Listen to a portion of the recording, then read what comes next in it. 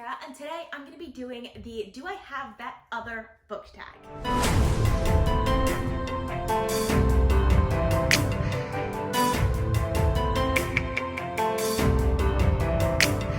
So I found myself recently filming a lot of book tags. Why?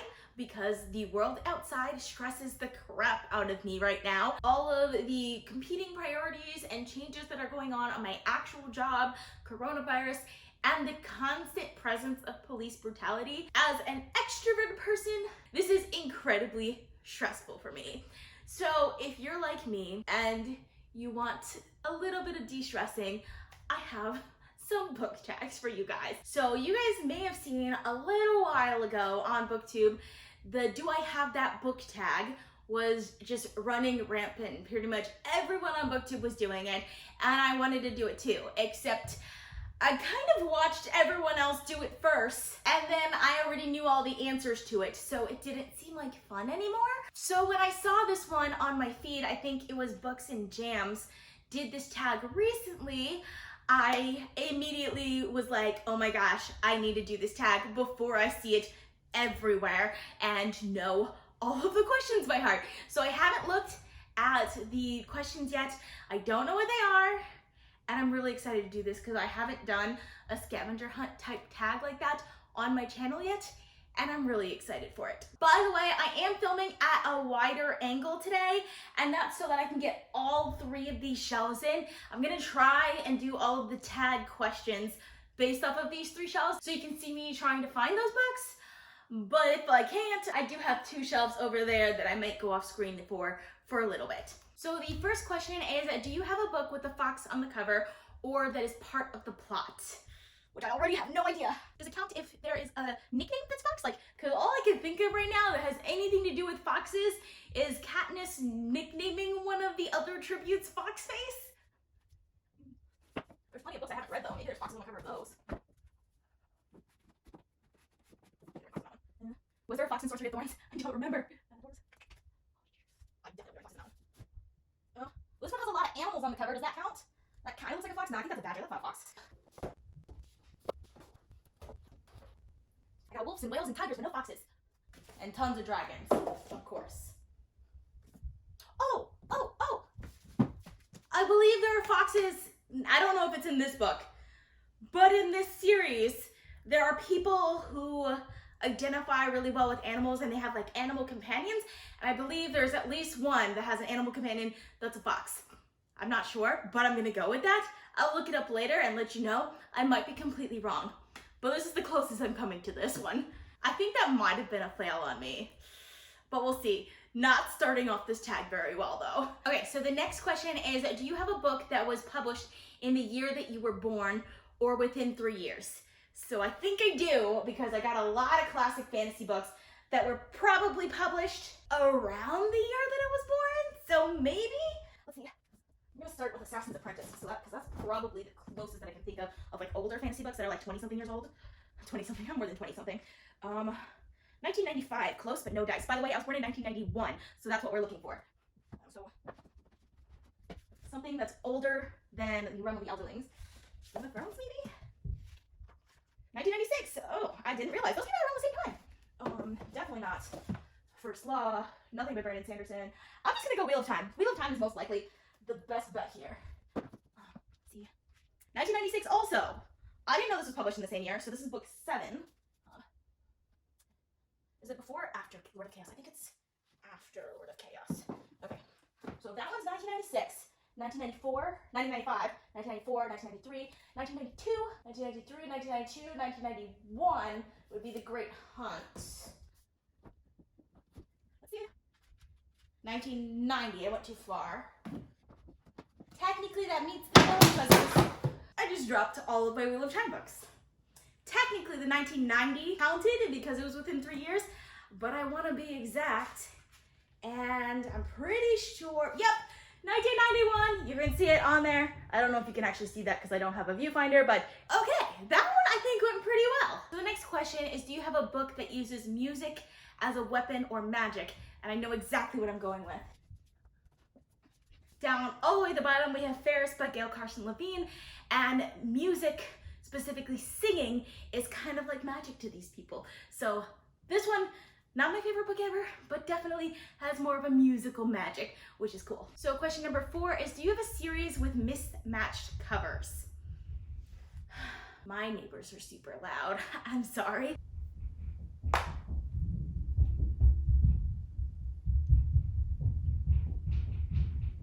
Is that really necessary? So question number 4 is, do you have a series with mismatched covers? And I really don't think I have a series that matches this. I am really sorry if you can hear them upstairs.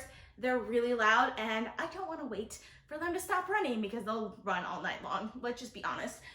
So we're gonna move on to a series with mismatched covers. I tend to buy the correct cover if I have a series with mismatched covers because it annoys the crap out of me.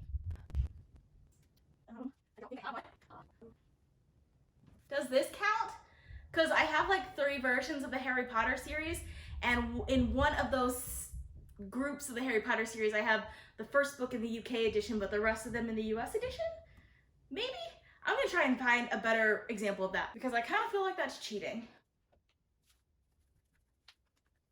Oh, this is actually from one of my most recent hauls because I remember being so angry about Bitter Kingdom because the picture on the website had the original covers, but they sent the new ones that I don't like for the last book in the series. So yeah, those are mismatched covers. Question number 5 is, do you have a book with a shapeshifter?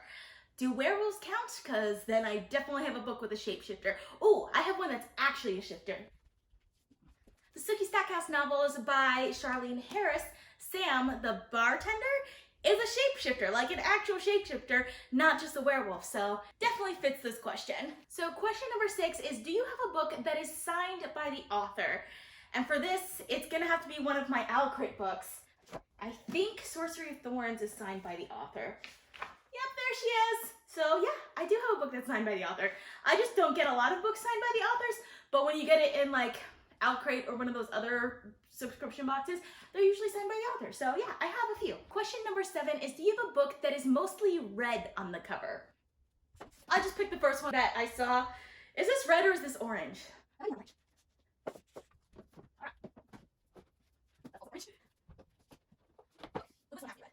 I'm going with this one.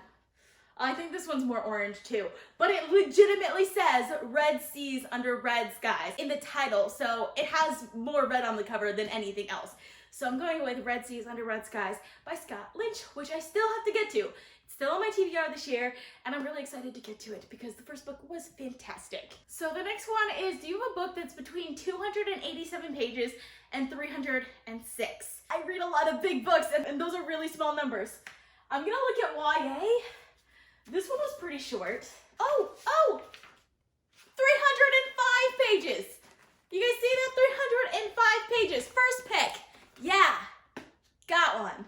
Queen of Nothing by Holly Black. Love this series.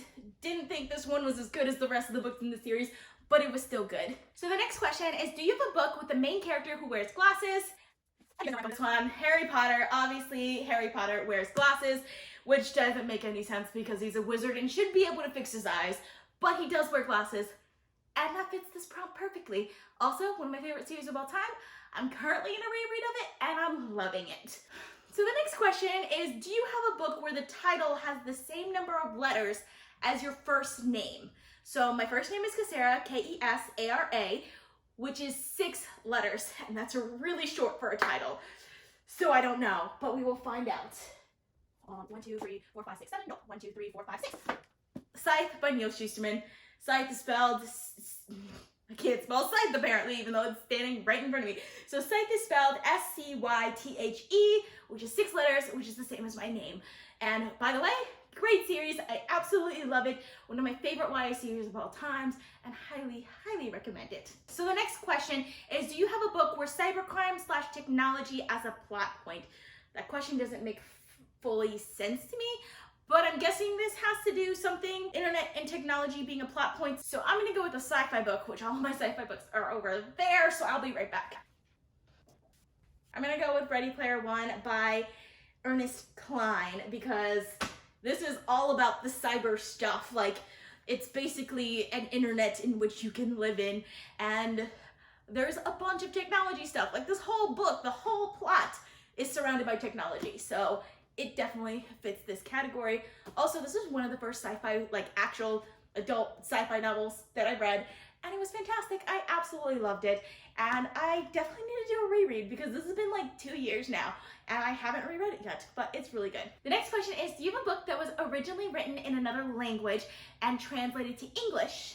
That one's super easy because I got Vita Nostra by Sergei and Maria Dyachenkov. This was originally written in Russian because these are Ukrainian authors. It is a dark fantasy novel that is so good that everyone should read. It's like a dark, like magic school book, and I love it. It has themes of transformation and things like that, and I really wish that they would publish the other books in this series in English because I don't know Russian, so I can't read it. I'm definitely have considered trying to learn Russian just so I can finish reading the series, but that's a lot of work, so I haven't done that yet. But it's fantastic, and they really need to translate the rest of the books in this series. So the next question is, do you have a book written by an Asian author? Also right at hand, we have The Poppy War by R.F. Kuang. So Rebecca Kuang is a Asian author, and this is heavily influenced by Chinese history, and it's fantastic, and I absolutely love it. It is an adult grimdark fantasy novel, and it is dark, and it's really good. It's like one of my new favorite fantasy series, and I can't wait because the third book is coming out later this year, and I legitimately can't wait for it. Like, if it came out tomorrow, I would sit down and start reading it immediately. So the next question is, do you have a book with a moon on the cover? And I know exactly what I'm going for. The Wicked Deep by Shay Earnshaw. There is a beautiful moon on the cover. Half the reason I still keep this book is because of the cover. I absolutely love the cover of this book. It is gorgeous. The actual book itself was just kind of okay. It's kind of like a ghost story about witches who were drowned, and it was creepy, but it could have been better. But I really, really liked the cover of this book, so that's why I always remember that it has a crescent moon on it, because it's beautiful. So the next question is, do you have an illustrated children's book? And I use Harry Potter for this again because I have all of the illustrated versions that are out. I'm gonna try and use a different one.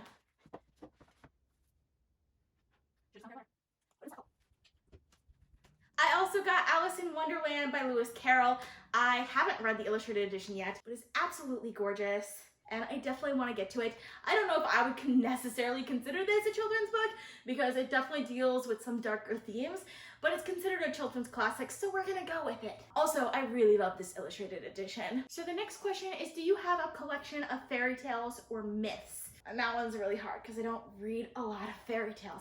I'm gonna check out my classic section, which is over there. So I don't know if this fits the question necessarily, but this is the Arabian Nights. So this is a collection of stories that were told in 101 Nights. So that's kind of like a collection of myths, right? Sort of, maybe. It's the closest thing I have, so we're gonna go with it. The next question is, do you have a sci-fi or fantasy with an alliance between races? What is this doing here? I'm just gonna go with this one. Lord of the Rings, we got humans, we got hobbits, we got elves, we got dwarves, just all of them are aligning together, and it's fantastic, and it's a great classic sci-fi, oh my gosh, I can't believe I said that. It's a great classic fantasy series that everyone should read at least once in their life. Question is, do you have a book with a narrow front cover? So that's when the paperback has like a little bit of the edge is like less than the rest of the pages of the book. And I know I have some of these somewhere because they always annoy the crap out of me. I think the Grisha novels do this. Yep.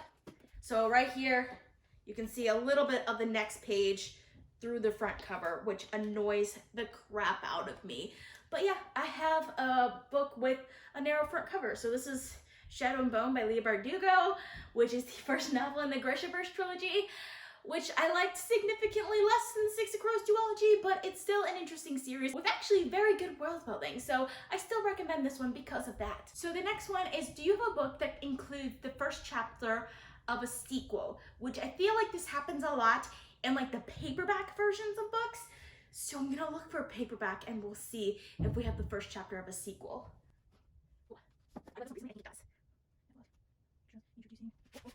Yep. An Echo of Things to Come. So this is The Shadow of What Was Lost by James Islington. The second book in this series is An Echo of Things to Come. first chapter of an echo of things to come, so I was right. By the way, recently read this series. It gave me all of the feels that I would want from a classic high fantasy novel, and I really enjoyed it. It had a lot of tropes that I liked, and while I don't think it was perfect, it was exactly what I needed at the time, and I do recommend this series as well. So the last question on this is, do you have a book with a broken spine? And I'm going to have to overlap with one of my previous ones for like the same series, not the same book, but the same series, because I have to go with Harry Potter and the Prisoner of Azkaban, my first book, and it's a hardcover, so you can't see it. But yeah, that's a broken spine. I have legitimately loose pages of this book because when I was little, I would reread it all the time, like legitimately all the time, which is why I ended up getting a second copy of the entire Harry Potter series so that I could reread paperback versions so I didn't kill my hardcovers. But yeah, this is the most broken spine I have. I'm sure I have other books that have broken spines, but I had to show you the worst one. So yeah, we're gonna go with Harry Potter and the Prisoner of Azkaban, which, by the way, if you couldn't tell, is my favorite Harry Potter book. So there is a bonus question, and the bonus question is, do you have a book that covers 3 or more of the above prompts? I might. Let's see. So you guys know I used the Harry Potter series for 3 of these already. So we got a book with a broken spine, a character with glasses, and it's part of my original Harry Potter collection, which I had the UK paperback, the US paperback, and then the US hardcovers for all of the books after that. So yeah, that fits 3 categories. Also, both of these have broken spines too, so technically all 3 of these books fit all 3 of those. So that is all I have for you guys. Please, if you decide to do this tag, please let me know down in the comments. Drop a link down below because I would love to watch it. I love watching videos like these.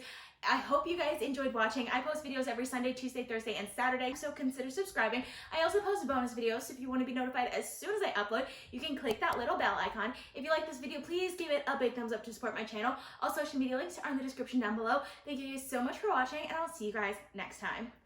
Bye.